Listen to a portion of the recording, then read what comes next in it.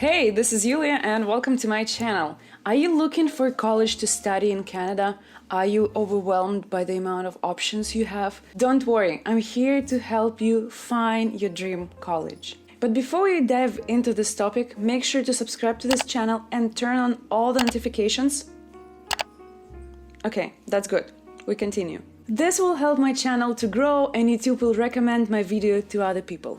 And without further ado, let's get started. The first and the most important part is your program and the program length. As you may know, in Canada we have different programs from 1 year to 4 years, and they all are considered higher education. If you have a degree, you can go to a college and take a postgraduate certificate program.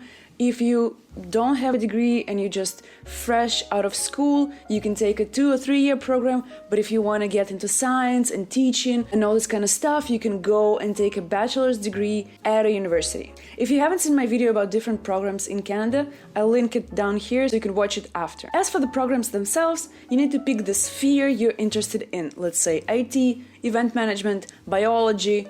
You got it. But be careful and take a look at the courses because different programs have different courses. Let's say I took event management and I had a lot of stuff like weddings, sports, concerts, road shows, so all the different events. But if your dream is to organize FIFA, you should take a program that specializes in sporting events, so event management with sports. If for some reason you couldn't find the program like this that you're interested in, you can take a general program like event management and then take some online courses, maybe attend some workshops, trainings, so you can get extra education in what you're actually interested in. The second important thing is admission requirements. Pay attention to what college asks you.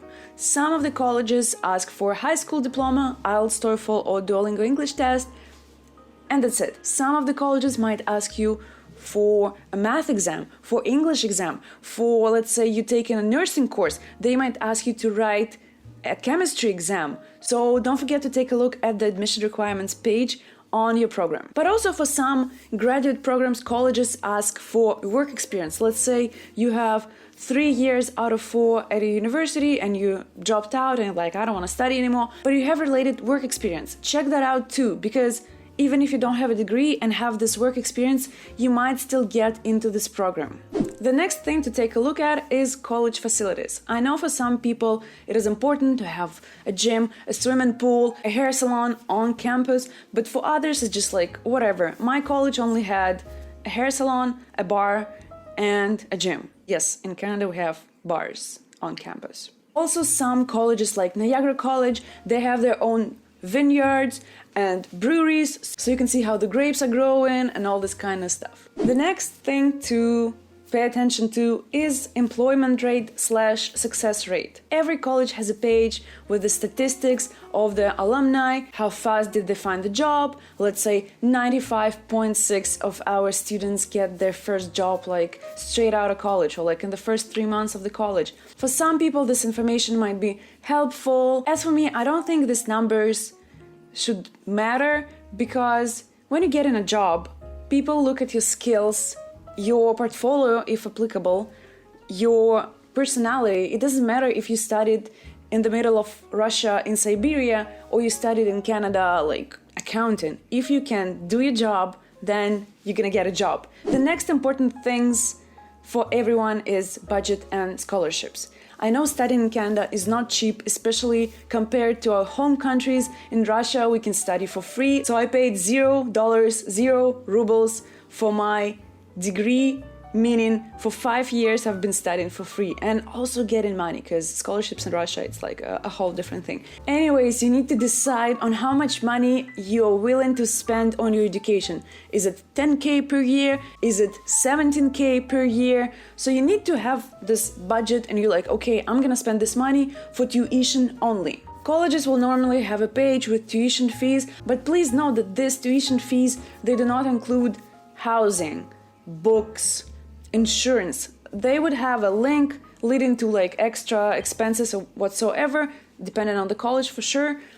But still, count the whole thing, not just like, oh, tuition fees are like 12,000, yeah, and then you pay like 5k extra for like books, insurance, blah blah blah. Some colleges offer bus passes, make sure to check that out too. For example, my college, they added a bus pass to tuition fees like the last year I was there, so like 2016. Also, don't forget to check out the scholarships that your college offers. Some of the colleges offer entry scholarships. That's the one I got. So basically I wrote a motivation letter, I passed my English exam well, and then I just submitted my documents and yay, congrats, you got a scholarship.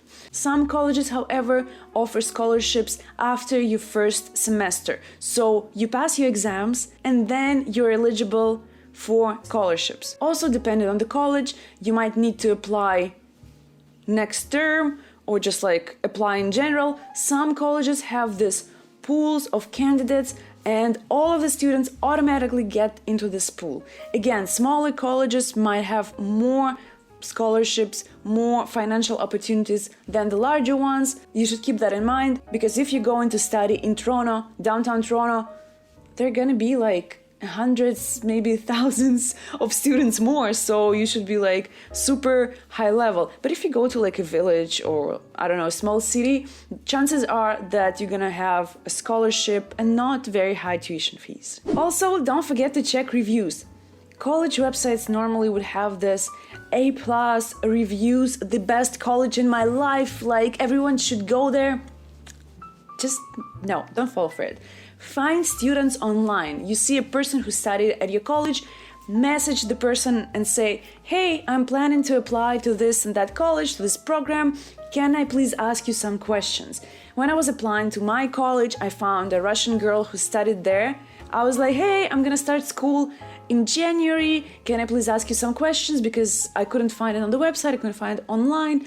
And I asked her and she was like, yeah, sure, no problem. But please pick students who are either studying right now or are recent graduates. If you find a person who studied at your college 10 years ago, the information might not just be relevant. And the last but not least is post-graduation work permit. I get so many comments from you like, Yulia, is this college eligible? Can this college give me the right? So I have an answer for all of you. I'm gonna leave the link under this video that leads to Canada.ca website. It's Immigration Canada. And there is a page where you can actually check your college. If the right column says yes, that means you can get your work visa after you completed your studies.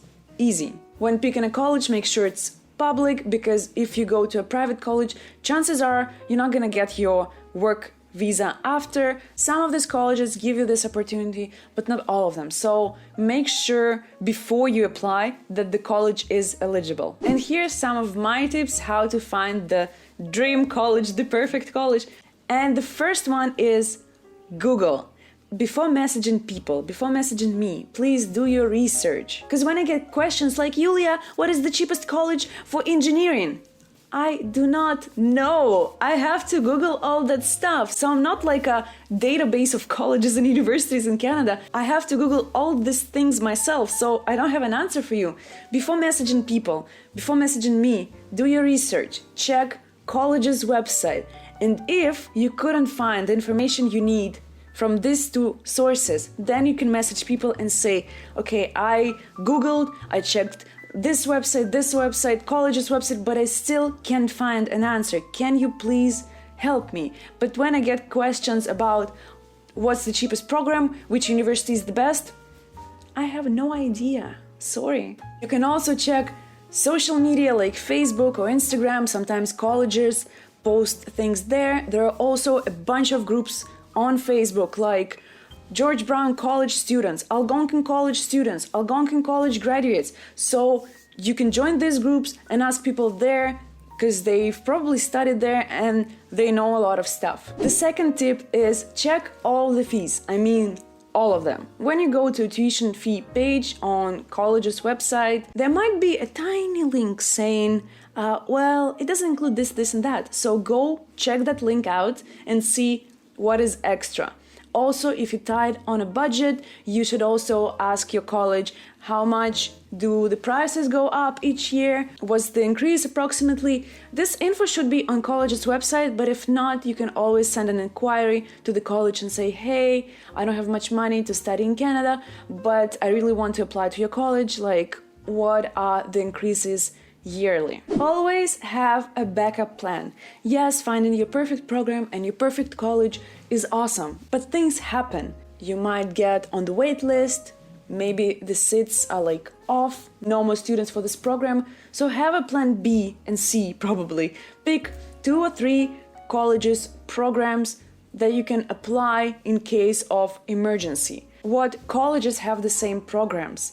What programs does my college have? So you can always have this backup plan and apply in case you're not getting into your desired program. Very important thing, pay attention to the deadlines. In Canada, in colleges, the classes start in September, January, April/May, and the applications are accepted till the very first day of your school. But we are all here international students and we need a visa, and visa takes 2-3 months. At least mine was like around 2.5.